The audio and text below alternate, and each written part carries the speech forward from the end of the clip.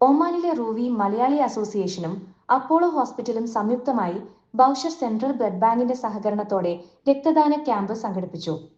Ruwi Apollo ഹോസ്പിറ്റലിൽ വെച്ച് നടന്ന ക്യാമ്പിൽ നിരവധി പേർ പങ്കെടുത്തു.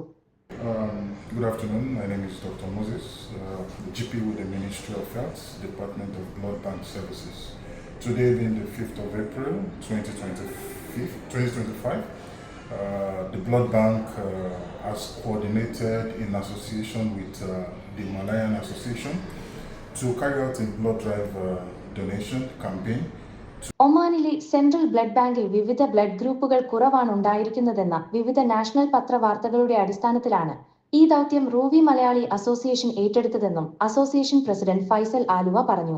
രക്തദാനത്തിന്റെ സാമൂഹിക പ്രാധാന്യം അറിയിക്കുകയും കൂടുതൽ വ്യക്തികളെ ഈ മഹത്തായ സേവനത്തിലേക്ക് ആകർഷിക്കുകയും ചെയ്യുക എന്നതാണ് ക്യാമ്പിന്റെ പ്രധാന ലക്ഷ്യമെന്ന് സംഘാടകർ വ്യക്തമാക്കി. Ruwi Malayali association president Faisal Aluva camp ഉദ്ഘാടനം ചെയ്തു. General secretary doctor Mujeeb Ahmed സ്വാഗതം പറഞ്ഞു.